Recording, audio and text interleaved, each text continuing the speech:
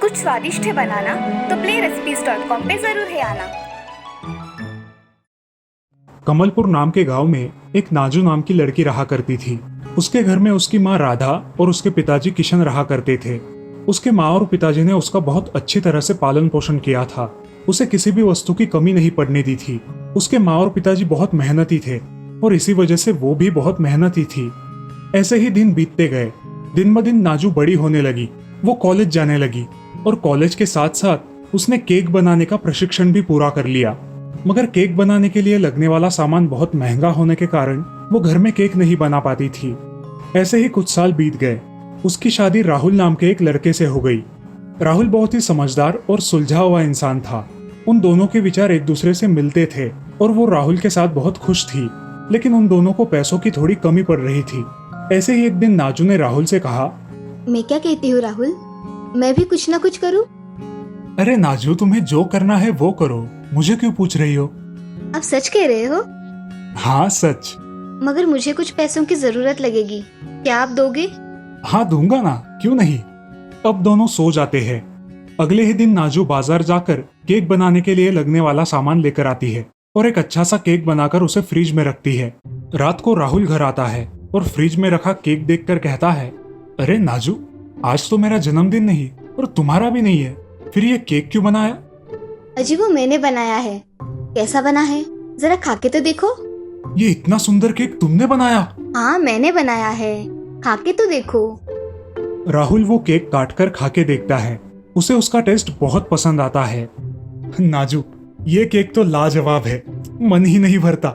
ऐसा लगता है कि खाते ही जाऊं। सच में इतना अच्छा बना है केक?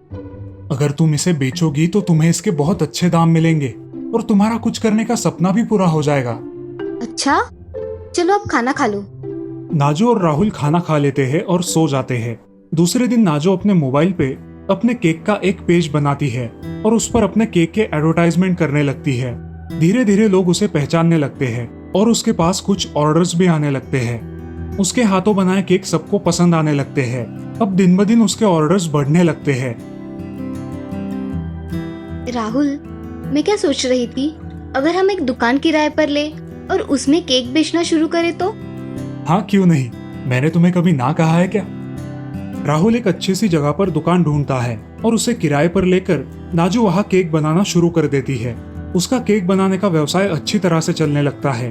वो उसमें पूरा दिन बिजी रहती थी और उसकी कड़ी मेहनत देखकर राहुल भी बहुत खुश हुआ करता था।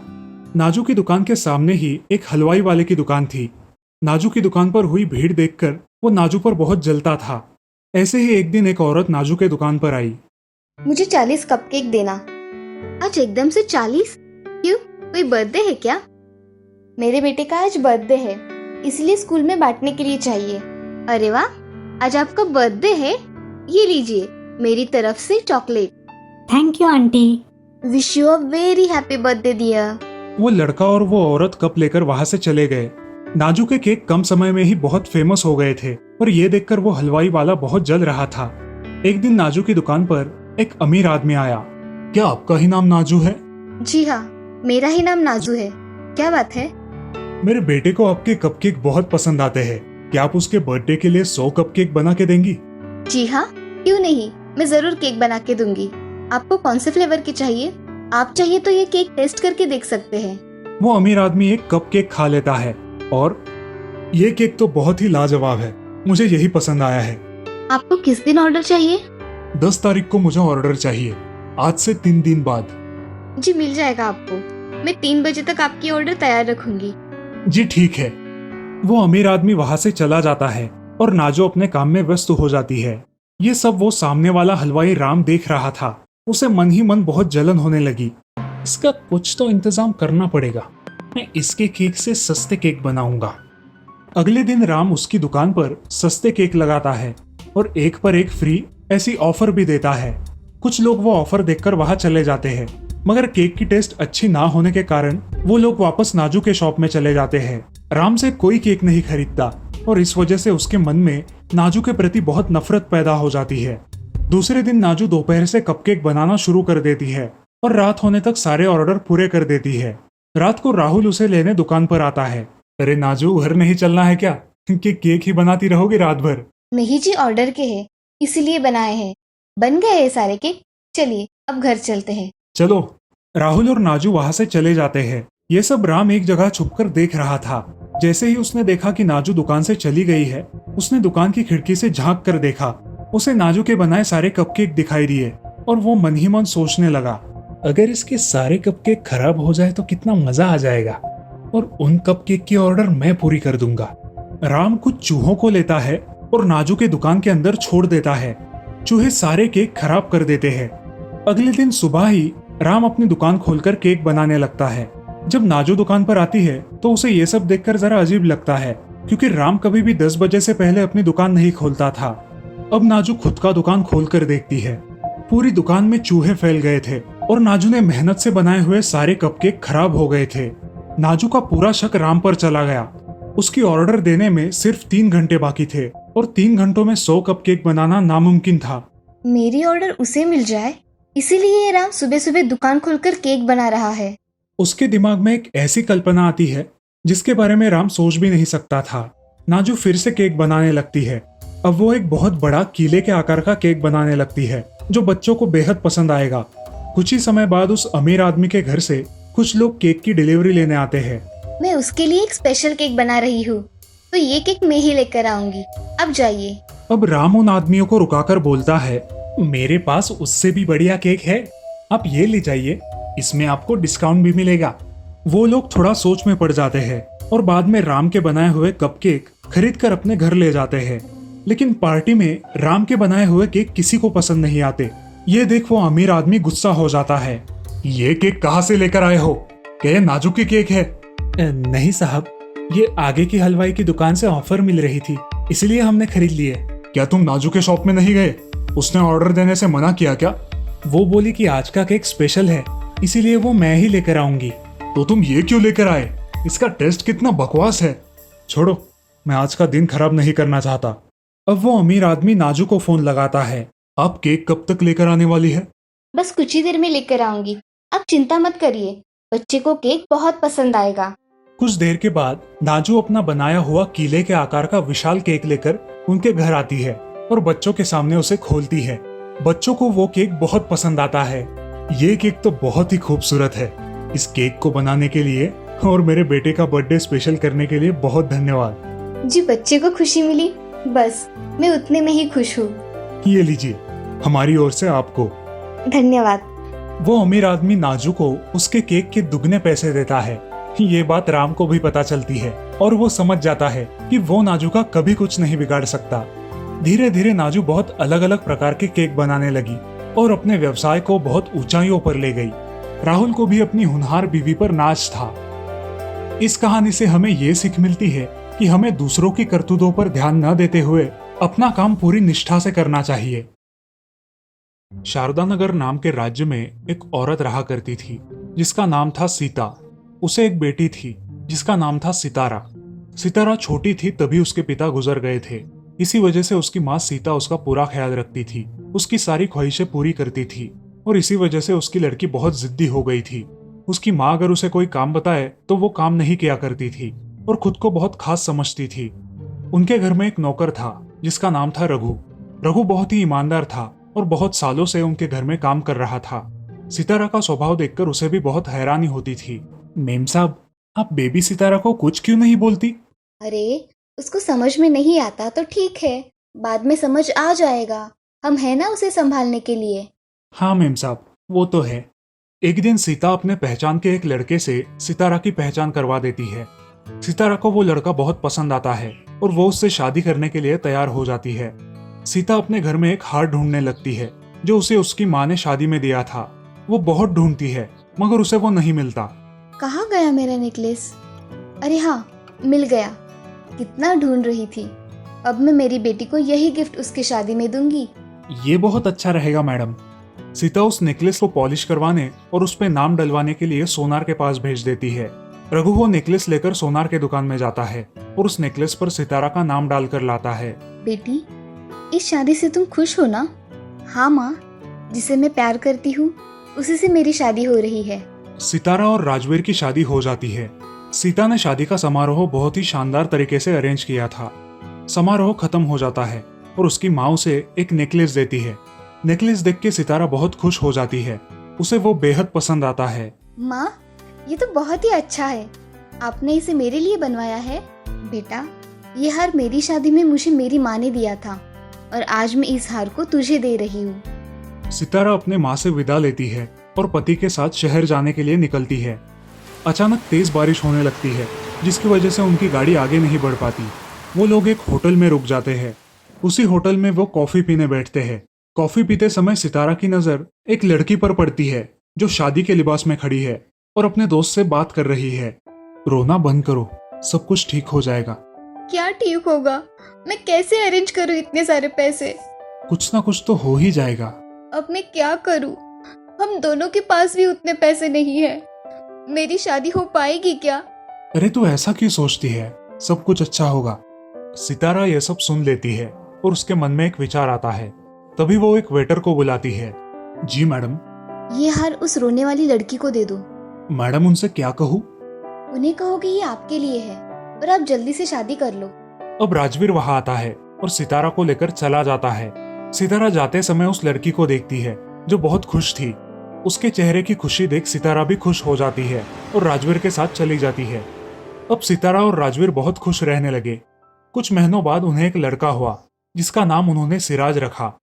सिराज बहुत ही शांत स्वभाव का था और अपने माँ बाप की सारी बातें मानता था। एक दिन अचानक शहर में भूकंप आ जाता है। सारे लोग घर छोड़कर भागने लगते हैं और राजवीर, सिराज और सितारा भी भागने लगते हैं। सितारा भागो, मैंने सिराज को उठा लिया है, तुम पीछे मत देखो। हाँ राजवीर, सिराज को अच्छी तरह से पकड़ो। अब राजवीर और सितारा एक साथ भागने लगते हैं, मगर भीड़ बहुत होने के कारण राजवीर और सितारा एक दूसरे से बिछड़ जाते हैं। राजवीर, सिराज, सिराज। मगर उसके चिल्लाने का कोई फायदा नहीं होता और भीड़ जहां ले जाए वहां वो दोनों चले जाते हैं। सितारा बहुत रोने लगती है क्योंकि उसे उसके बेटे की याद आती है। तभी वो देखती है कि सारे लोग एक जगह पर जमा है जहां मुफ्त में खाना मिल रहा था। सितारा भी उसी लाइन में खड़ी हो जाती है। तभी एक बूढ़ा आदमी जो खड़ा नहीं हो पा रहा था वो भी खाने की लाइन में खड़ा रहता है। सितारा अपना खाना उसे दे देती है। बाबा, ये आप ले लो, मैं दूसरा लाती हूँ। बेटी, भगवान तुम्हें दुआ देगा। अब सितारा फिर से लाइन में खड़ी हो जाती है। उसे बहुत सारे लोग ऐसे दिखाई देते हैं जो बहुत थक गए हैं मगर भूख के कारण वहां खड़े नहीं हो पा रहे। सितारा मन ही मन सोचती है, मैं थोड़ी देर तक भूख सह सकती हूँ, मगर ये लोग कैसे खड़े रहेंगे? मुझे इनकी मदद करनी होगी। ये सोच के सितारा वहां खड़े सारे बूढ़े लोगों की मदद कर देती है। जब सबकी मदद हो जाती है तब सितारा खुद के लिए खाना लेने के लिए लाइन में खड़ी होती है, लेकिन वहां का खाना खत्म हो जाता है और मैनेजर अपनी टीम को धन्यवाद देता है। आप सब लोगों ने बहुत अच्छा काम किया है, आप सबका बहुत बहुत आभार। ये कौन है? हमें नहीं पता। आप कौन है मैडम? मैं यहाँ खाना खाने के लिए आई थी, लेकिन बूढ़े लोगों को देखकर मैंने उन्हें खाना दे दिया और मैं फिर से लाइन में खड़ी हो गई। लेकिन मेरा नसीब खराब, इसी वजह से मुझे खाना नहीं मिला। मैडम, आप थोड़ी देर यहाँ रुक सकती है? जी सर, मैं यहाँ रुकती हूँ। मैनेजर बड़े साहब से जाकर मिलता है और उन्हें सितारा के बारे में सब बताता है। साहब उसे अपने घर में बुलाते हैं। मैंने आपके दरिया दिली के किस्से सुने हैं, क्या आप मेरे बेटे को संभालोगी? आपको उसके पैसे मिलेंगे। जी साहब, जरूर करूंगी मैं ये काम। मगर एक शर्त है, तुम्हें मेरे पत्नी के कमरे के पास नहीं जाना है। जी साहब, मैं ध्यान रखूंगी। अब सितारा उस बच्चे का अच्छी तरह से ख्याल रखती है। उस बच्चे की परवरिश करते समय उसे अपने बेटे सिराज की याद आती है। ऐसे ही एक दिन सितारा और वो बच्चा एक बॉल के साथ खेल रहे थे। बच्चे का बॉल अपनी माँ के कमरे में चला गया, लेकिन सितारा को वहां जाने की अनुमति नहीं थी, इसीलिए वो रुक गई। लेकिन वो बच्चा उस बॉल को लेकर बहुत रोने लगा और उसकी मांग करने लगा। अब सितारा के पास उस कमरे में जाने के अलावा कोई चारा नहीं बचता। वो उस कमरे में जाती है। उसे वहां टेबल पर उसकी माँ ने दिया हुआ हार दिखाई देता है। वो उस हार को गौर से देखती है। उसे उस पर अपना नाम दिखाई देता है और वो वही अपनी माँ की यादों में खो जाती है। उसे अपने माँ की बहुत याद आने लगती है और वो रोने लगती है। तभी उसके कंधे पर कोई हाथ रखता है। वो बहुत चौंक जाती है। तुम कौन हो? मैं यहाँ काम करती हूँ। बच्चे का बॉल यहाँ आ गया था, इसलिए मैं बॉल लेने के लिए यहाँ चली आई। ठीक है, मगर तुम रो क्यों रही हो? वो मैं इस हार को देख के रोने लगी थी। इसे देखकर मुझे मेरी माँ की याद आ गई थी। ये तुमने कभी किसी को दिया था क्या? हाँ मैडम, जब मेरी शादी हुई थी तो मेरी माँ ने मुझे ये हार दिया था और उस पे मेरा नाम भी लिखा हुआ है। जिस होटल में हम ठहरे थे वह एक लड़की बहुत रो रही थी। मैंने उसकी मदद कर दी और उसे ये हार दे दिया था। मुझे शायद वहम हुआ है। तुम उस लड़की को जानती हो? नहीं मैडम, मैंने उसे सिर्फ एक ही बार देखा था। क्या वो चेहरा यही है? जरा गौर से देखो, आप तो उस लड़की की तरह ही दिखती हो। क्या वो आप थी? हाँ सितारा, वो मैं ही थी। तुम्हारी मदद से आज मैं यहाँ तक आ पहुँची हूँ। सितारा, तुमने मुझे वो हार दिया और मैंने वो हार गिरवी रखकर उससे हमने शादी कर ली और एक छोटा सा बिजनेस शुरू किया। फिर बाद में उस हार को छुड़ा कर ले आए। इसलिए तुम हमारे लिए बहुत अहम हो। आज मुझे कितने दिनों बाद अच्छा लग रहा है। सितारा, आज से हम दोनों दोस्त हैं। सितारा अब उसकी सारी कहानी सुनती है। साहब की बीवी अपने स्पेशल आदमी भेजकर सितारा के बच्चे और पति की तलाश करती है। कुछ दिनों बाद उन दोनों का पता चल जाता है और सितारा अपने पति और बेटे से मिलकर बहुत खुश हो जाती है। साहब की बीवी इनाम के तौर पर उनकी आधी जायदाद और सितारा के माँ का शादी में दिया हुआ वो हार लौटा देते हैं। अब सितारा, राजवीर और सिराज खुशी खुशी रहने लगते हैं। इस कहानी से हमें ये सीख मिलती है कि जरूरत के समय हमें सबकी मदद करनी चाहिए। स्वर्णपुर नाम के राज्य में बापू नाम का एक मछुआरा रहता था। वो अपने परिवार के साथ बहुत खुश था।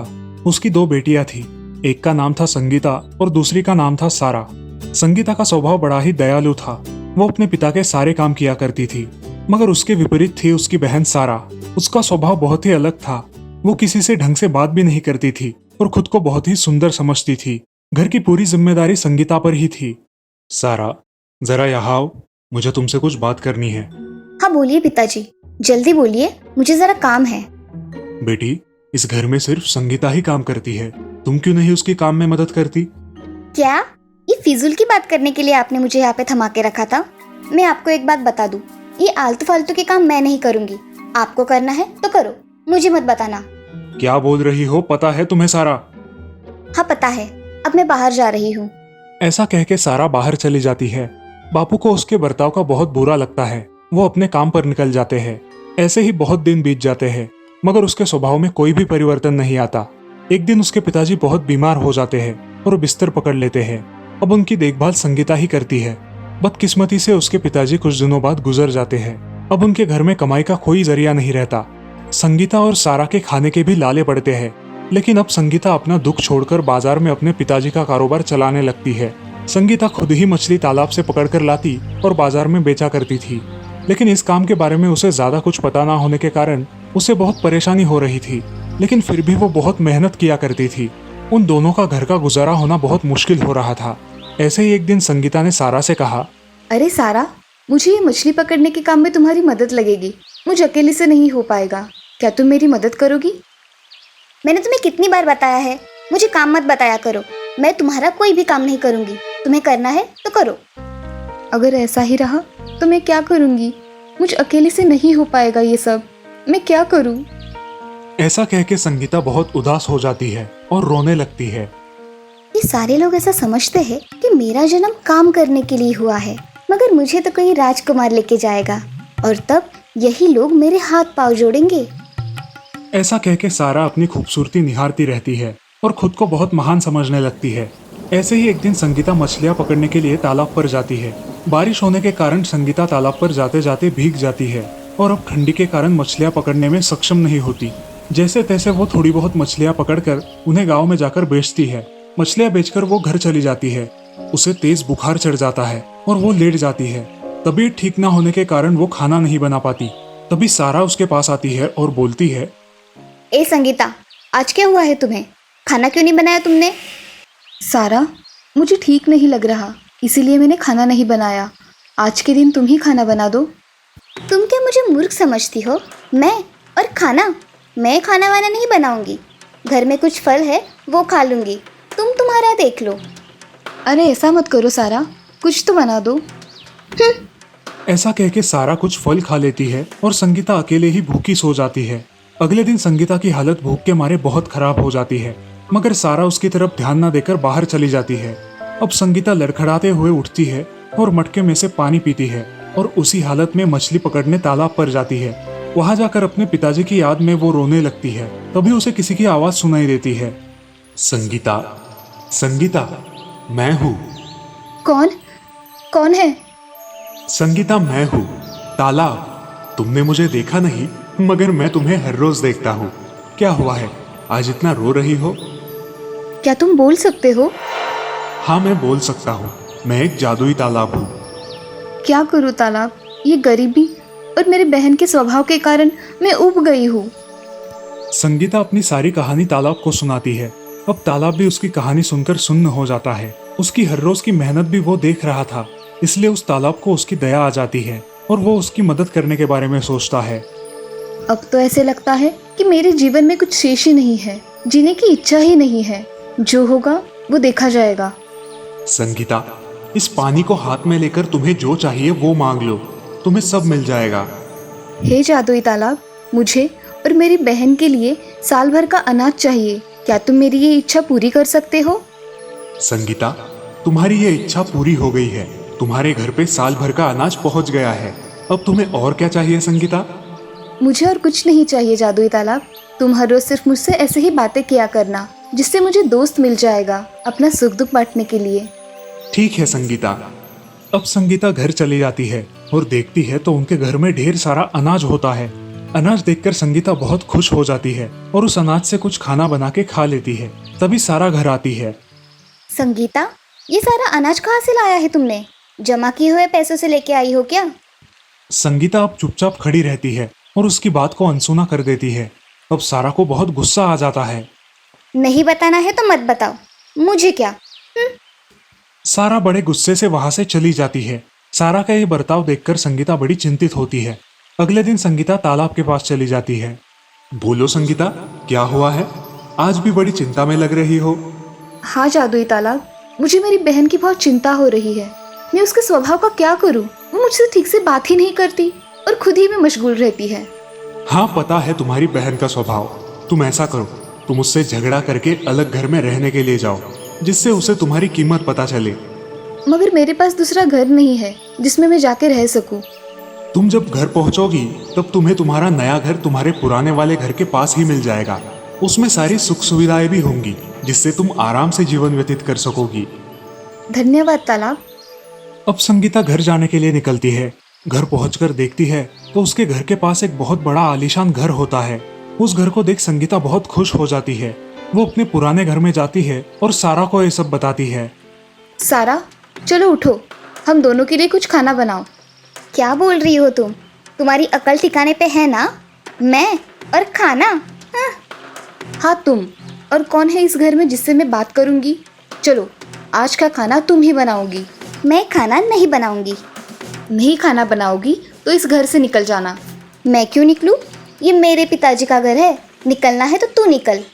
संगीता अब उसका बर्ताव देखकर बहुत दुखी होती है और वहां से निकल जाती है। वो अपने नए घर में रहने के लिए जाती है। अब सारा अकेले ही उस घर में रहने लगती है, मगर उसे खाना बनाना ना आने के कारण उसके खाने के लाले पड़ते हैं। अब वो उदास रहने लगती है। संगीता सारा पर नजर रखे हुए थी। एक दिन संगीता खिड़की से झांक कर देखती है तो उसे सारा एक बेड पर सोई दिखाई देती है। संगीता को लगता है कि उसकी तबीयत ठीक नहीं है, इसलिए वो जल्दबाजी में तालाब के पास चली जाती है। हे जादुई तालाब, क्या मैं मेरी बहन से मिल सकती हूँ? उसकी तबीयत खराब है, ऐसा मुझे लग रहा है। संगीता, कल तक रुक जाओ, बाद में देखो तुम्हारी बहन का स्वभाव कैसे बदल जाता है। ठीक है तालाब, तुम मेरे सच्चे दोस्त हो, जो कठिन परिस्थितियों में भी मेरे साथ हो। दोस्त बोला है तो इतना तो करना ही पड़ेगा। अब संगीता वहां से चली जाती है और अगले दिन का बेसब्री से इंतजार करती है। अगले दिन सारा जल्द ही उठकर घर का काम करते हुए दिखाई देती है। ये देखकर संगीता सोच में पड़ती है। ऐसा कैसे हुआ? संगीता अपने बगीचे में टहलने जाती है। अचानक उसे देख सारा भागती हुई आती है और संगीता, मुझे माफ कर दो। मैंने तुम्हारे साथ बहुत बुरा बर्ताव किया है, मुझे माफ कर दो ना। सारा, मैंने तुम्हें कब का माफ कर दिया है। तुम मुझे मिल गई हो, बस मुझे और कुछ नहीं चाहिए। संगीता, तुम अब कहाँ रह रही हो? मैंने तुम्हारे साथ बहुत बुरा व्यवहार किया है। अब तुम चलो अपने घर, मुझे तुम्हारी बहुत ज़रूरत है। चलो सारा, तुम्हें एक नया घर दिखाती हूँ, जिसे देख तुम बहुत खुश हो जाओगी।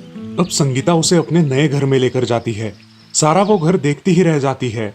ये इतना आलीशान घर तुम्हारे पास कैसे आया? ये घर मुझे भगवान की कृपा से मिला है। अब तुम भी इस घर में रह सकती हो क्योंकि तुम मेरी बहन हो। अब सारा और संगीता उस नए घर में खुशी खुशी रहने लगती है। संगीता तालाब के पास जाती है और उसे आवाज देती है, दोस्त दोस्त, आज मैं बहुत खुश हूँ और ये खुशी मैं तुम्हारे साथ बांटना चाहती हूँ। क्या हुआ है संगीता, आज बड़ी खुश हो? हाँ दोस्त, मुझे मेरी बहन मिल गई है। उसका स्वभाव तो पूरा परिवर्तित हो गया है। अब वो मेरे साथ मेरे घर में रहती है। तालाब, ये सब तुम्हारी वजह से हुआ है। धन्यवाद। हाँ संगीता, तुम खुश हो तो मैं भी खुश हूँ। अब तुम दोनों को अगले 8 दिनों में इस गांव से हमेशा हमेशा के लिए चले जाना है। क्यों तालाब, हमसे कोई गलती हुई है क्या जो हम दोनों को इस गांव से जाना पड़ेगा? जल्द ही तुम दोनों के लिए आजमगढ़ राज्य के 2 युवराज आएंगे जो तुम्हारा हाथ मांगेंगे और तुमसे शादी करेंगे। तुम यहाँ से विदा हो जाओगी। अब तुम इस गांव में सिर्फ 8 दिन की मेहमान हो। जादुई तालाब, मुझे तुम्हारी बहुत याद आएगी। तुम मुझे जब भी सच्चे मन से याद करोगी मैं तुम्हारे पास आ जाऊंगा। सच में तालाब? सच में। अब संगीता खुशी खुशी घर लौट जाती है और सच में 8 दिनों के बाद 2 राजकुमार घोड़े पर सवार होकर संगीता और सारा के घर के पास आते हैं। अब उस बड़े राजकुमार को संगीता बहुत पसंद आती है और दूसरे राजकुमार को सारा पसंद आती है। जी, आपके घर में कोई बड़े हैं? मैं उनसे बात करना चाहता हूँ। नहीं, हमारे घर में कोई बड़ा बुजुर्ग नहीं है। हम दोनों बहनें ही हैं इस पूरे घर में। आपको जो बात करनी है आप मुझसे कर सकते हो। हम दोनों यहाँ हमारी रानियों की खोज में आए थे। हम दोनों आजमगढ़ के राजकुमार हैं और हम हमारी रानियाँ खुद पसंद करते हैं। मुझे आप पसंद आई हो। क्या आप मेरी रानी बनोगी? और क्या आप मेरी रानी बनोगी? मुझे आप पसंद आई हो। हाँ। अब वो 2 राजकुमार दोनों बहनों को अपने साथ अपने राज्य में लेकर जाते हैं और वहाँ उनकी धूमधाम से शादी की जाती है। अब संगीता और सारा खुशी खुशी राजमहल में रहने लगती है। इस कहानी से हमें ये सीख मिलती है कि कठिन समय में होश से काम लेना चाहिए। जो भी संकट आए उसका डटकर सामना करना चाहिए।